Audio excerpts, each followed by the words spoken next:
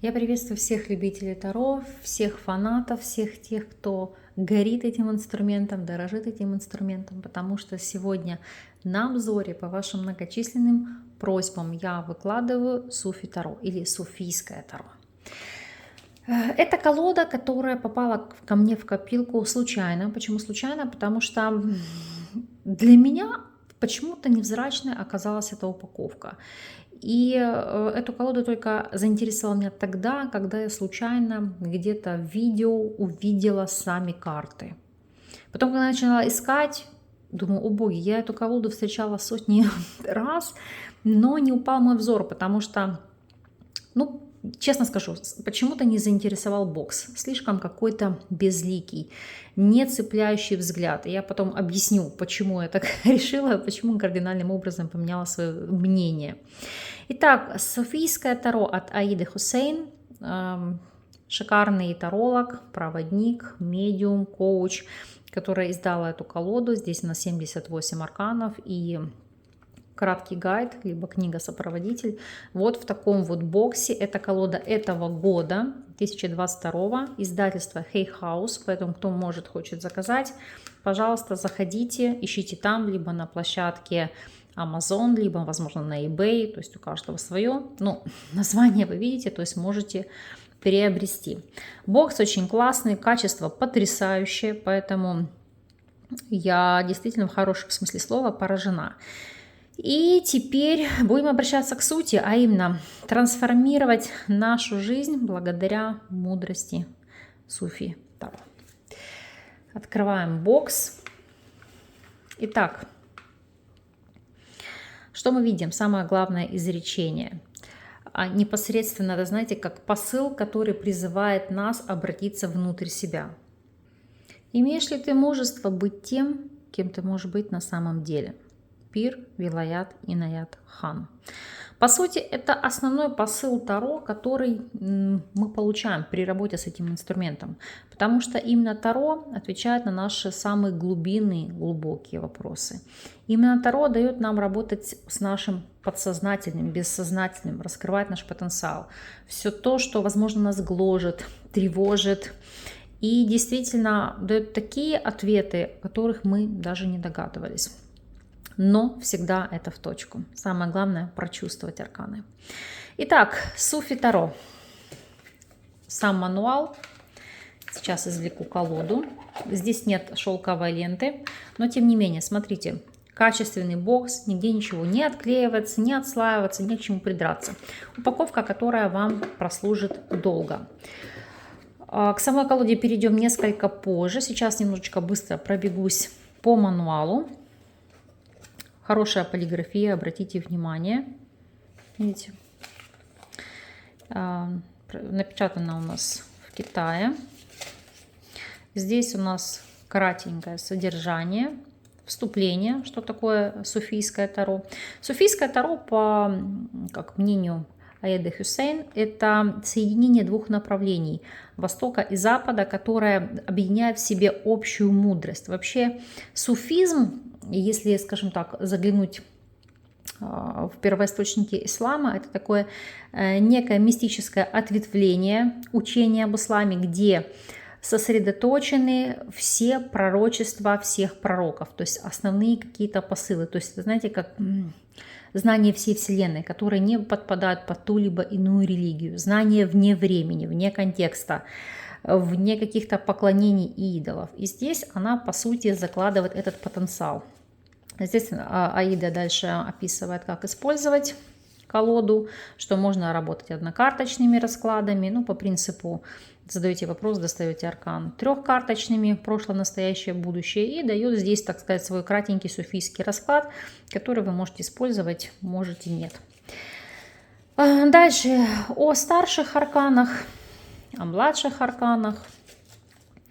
И идут сами карты. То есть, допустим, Салик, он же дурак, прямое, перевернутое положение, что заложено в основу аркана, как использовать.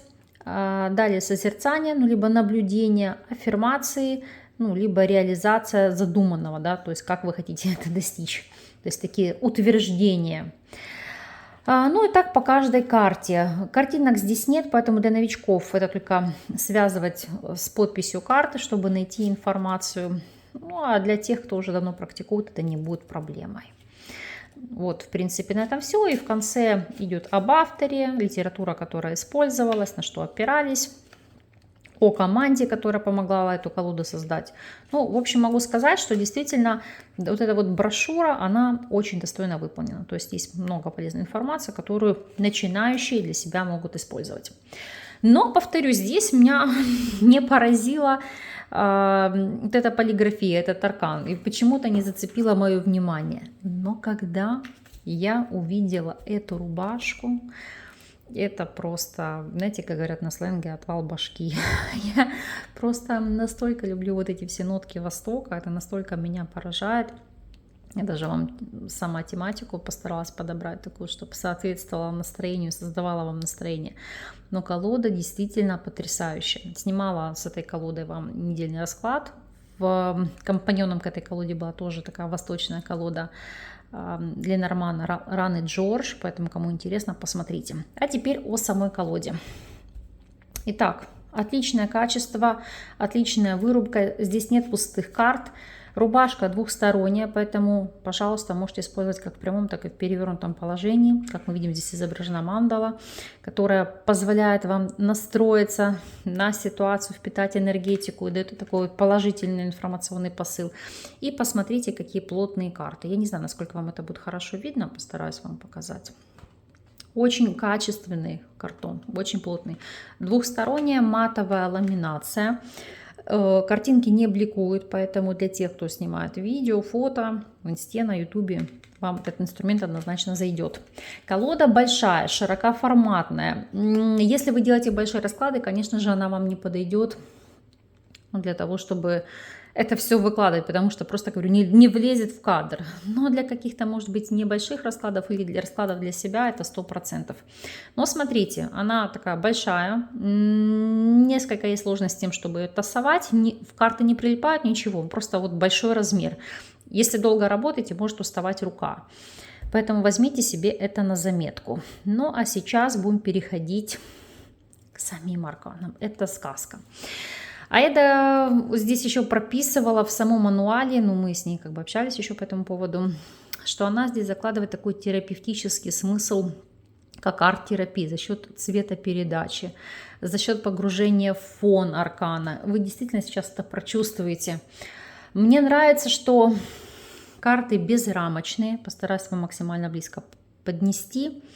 Здесь несколько утрачен символизм, как мы видим, здесь нет собачки, здесь вот это вот треугольник, образующий, который образуется голубями, это как божественная защита, как символ защиты, как символ нового пути, бесстрашия, начинаний. И вот этот именно аркан у нас изображен на колоде как основной. Он классный по передаче, ничего не могу сказать, но насколько колода с ним проиграла именно по коробке, и я понимаю, почему многие они не знали, потому что когда я буду показывать остальные арканы, вы будете поражены глубиной цвета, качеством, насыщенностью красок и вообще этими рисунками. Это просто что-то грандиозное. Действительно, знаете, вот четкость, контурность, глубина цвета, вот все, как я люблю. Я, когда ее увидела, я была настолько, знаете, вот кайф. Этого не передать, это нужно только увидеть, нужно прочувствовать. Маг, он же алхимик. Здесь у нас ученый, который изучает, пишет, конспектирует, да, то есть пишет свои мысли, свои проекты. Ну, посмотрите, какая глубина цвета. Вот, я считаю, основной посыл, что здесь должна быть жрица. Вот этот аркан, который зацепил бы всех и вся. Я, когда ее видела, просто действительно влюбилась. Вот у каждого из практиков, вы знаете, в той либо иной колоде есть любимые арканы. Вот здесь жрица — это просто the best of the best.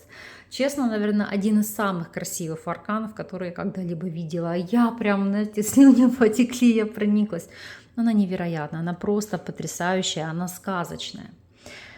Так, Шахбану, она же императрица. Я не буду вдаваться в детали. Вы видите, что здесь несколько изменено, что здесь граната у нас непосредственно на изображены вокруг императрицы, а не на ее платье. Здесь мы не видим этой короны, которая усыпана звездами. То есть здесь меняется символизм, но по сути как бы структура та же. Значение тоже плодородие, красота, молодость, богатство. Султан, он же император. Ну разве это не роскошно? Очень, очень красиво. Переданные арканы. Пир, или он же иерофант. Наставник, первосвященник, учитель. Просто потрясающе. Не знаю, может это у меня такой дикий восторг, может ни у кого эта колода не вызывает такого восторга, но у меня действительно. И здесь смотрите, да, вот эти ангельские крылья и пара, которая вот здесь вот находится. То есть какая интересная передача и знаете, как не трактовка, а интерпретация аркана влюбленные. Или Аашикай. Аашикан вот. Ваал или колесница. Видите, это буйство красок, эту красоту, эту насыщенность. Я не знаю, как я могла ее пропустить. Тут все шедеврально. Очень нравится, что колода безрамочная. Это позволяет погрузиться, прочувствовать аркан. Вы просто как тонете в нем. Или вот, пожалуйста, карта отшельника. Она здесь называется Дервиш. Уединение, аскетизм, молитвы. Я не знаю, передает ли мой гаджет всю эту глубину, но ощущение, как будто вы погружаетесь в 3D картинки. Чаркифалак. Колесо неба или колесо судьбы, как оно переводится. То есть то, что предначертано свыше. Насколько это шикарно. Ой, я просто не могу. Адал. Правосудие. Может, и не совсем корректно произношу на турецком, поэтому извините, можете меня поправить, но читаю так, как читаю. Таслим, он же повешенный. Трактовки все те же, они стандартные. Маут, богиня смерти, богиня перехода с одного уровня в другой. Вот видите, там, где все уже отмерло, а здесь расцветает трансформация, переход в новый этап. Вот ты просто смотришь в эти арканы и, знаете, как проваливаешься. Вот те, кто медитирует, те, кто углубляется в карты, для вас это будет потрясающий инструмент. Да и вообще, действительно, эти карты у меня, во всяком случае, поразили своей энергетикой. С ними очень легко работать, очень комфортно. И ну, вы просто посмотрите, чего стоит один аркан звезда, Ситара. Ситара как путь очищения, путь к лучшему, путь к реализации планов, мечты и надежды. А этот аркан Луна или Комар. Это просто бомбически. Каждый аркан, каждая карта как шедевр. У меня просто вау. Мизан или суд. Это, знаете, как поддержка предков, хранителя рода. Дуния, как новый мир, новый этап, вселенная, расцвет, смена времен года. И пошла у нас масть кубков. Насколько от этих карт веет какой-то теплотой, добротой. Это действительно как терапия и по энергетике, и по цветопередаче. Вот те, у кого она будет в работе, вы посмотрите, насколько комфортно вам с ней будет взаимодействовать. Может, у вас уже есть в работе, поэтому напишите, что вы ощущаете, какой у вас посыл идет. И знаете, что мне нравится, что в то же время не перегружено символизмом. То есть, как говорю, Таро на новый лад, в современной интерпретации, в современной подаче, но смысловая нагрузка та же, что тоже немаловажно. Очень здесь понравилась девятка чаш. Она здесь просто великолепна. Так, десятка. Дочь кубков, он же паж. Дочери — это пажи, чтобы вам было понятно. А вы посмотрите, какой рыцарь чаш. Ну, это просто, знаете, как переход в другую вселенную. Насколько красивая подача. Ой, я просто действительно сказочно влюблена в эту колоду. Я не знаю, она на 2 суток не выпускала ее из рук, все смотрела, изучала, крутила, вертела, напитывалась энергетикой. Единственное, что мне не совсем зашло, вот здесь короли, они вот видите, как в рамках, такая как рамочная интерпретация. Ну, возможно, короли, говорю, писались первыми, все может быть. И их, наверное, так и решили оставить, но я бы все-таки их делала без рамок, чтобы уже, знаете, как соответствовать стилю колоды. Потому что вот насколько... Видите, здесь рамки ограничивают глубину картины, да, так оп, и погружение. И подписи внизу. Колода англоязычная, так же, как и мануал, там нет других языков. Ну, даже те, кто не знает английского языка, я думаю, с переводчиком вам будет не проблематично все это перевести. 6 жезлов, карта победы, достижения успеха. Так... 7 жезлов. Видите, здесь несколько иная подача, прорисовка, как отстраниться от всего происходящего, оградить себя от суеты, от хаоса, противостоять этому. А вот какая шикарная 8 жезлов, вы посмотрите. С космической скоростью. Ну, круто же. 9 жезлов, как, знаете, ситуация, когда вы уже требуете защиты, когда у вас уже идет какое-то выгорание, эмоциональное, физическое, ментальное, когда нужен отдых и покой. 10 жезлов. Дочь жезлов.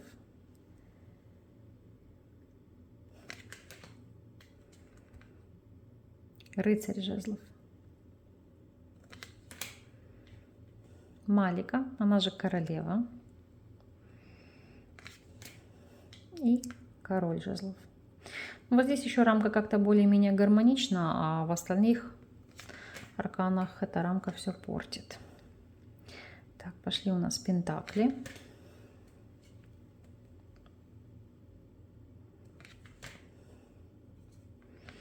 Вот 3 пентаклей. Карта работы, карта мастерства. Видите? Класс.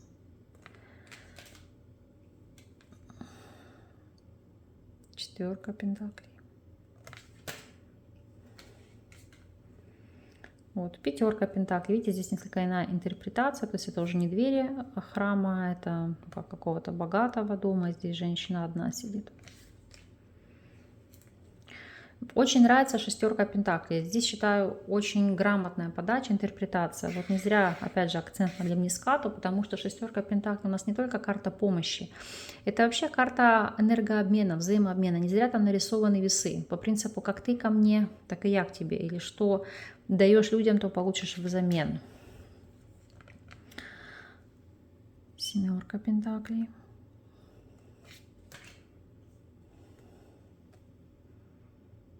Восьмерка. Вот смотрите, 9 пентаклей тоже какая интересная. Класс.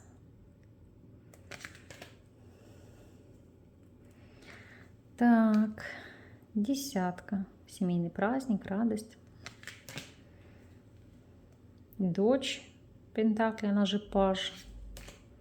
Очень нравится здесь по прорисовке и подаче рыцарь пентаклей.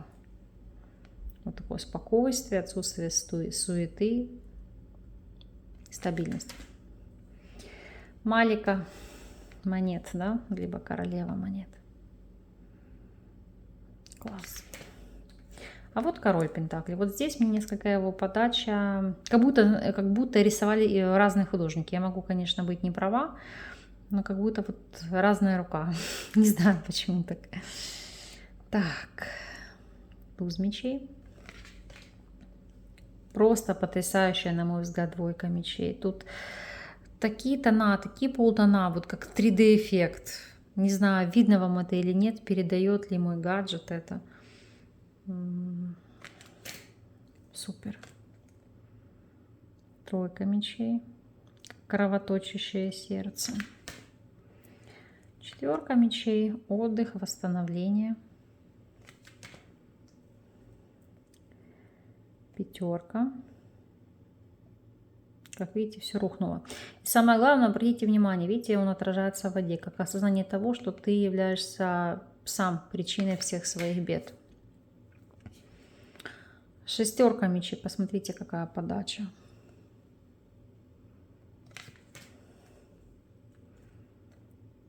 Семерка. А вот какая интересная подача восьмерки мечей, как вообще гениально, да? По-новому. Вау.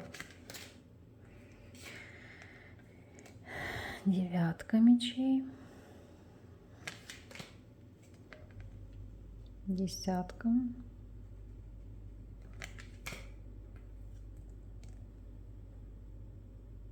Паж.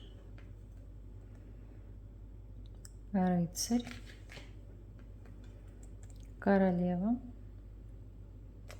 И король. Вот согласитесь, вот просто сравните два аркана, насколько рамка, вот здесь как-то все меняет. Мне кажется, безрамочная была лучше. Может быть, говорю, другой автор это рисовал. Но вообще колода просто любовная любовь. Не знаю, зашел ли вам этот инструмент, понравился ли он вам, какие эмоции, ощущения он у вас вызвал. Для меня это действительно как гениальное творение. Это жемчужина в коллекции и инструмент, который я буду использовать на повседневной основе. Это 100%, потому что с ним легко взаимодействовать. Поэтому жду от вас обратной связи. Понравилась ли вам колода, если она у вас в коллекции, либо, возможно, хотели вы себе ее приобрести или нет. И пишите обязательно в комментариях, какие колоды хотели бы вы видеть в моих обзорах. Вообще, актуально для вас это или нет, потому что многие пишут, что обзоры не нужны, кто-то пишет, что нужны. Поэтому я всегда рассчитываю на наш с вами энергообмен. Поэтому с вас лайк, подписка и ваш ответ на мой вопрос. Я вас благодарю за внимание. С вами не прощаюсь. До новых видео.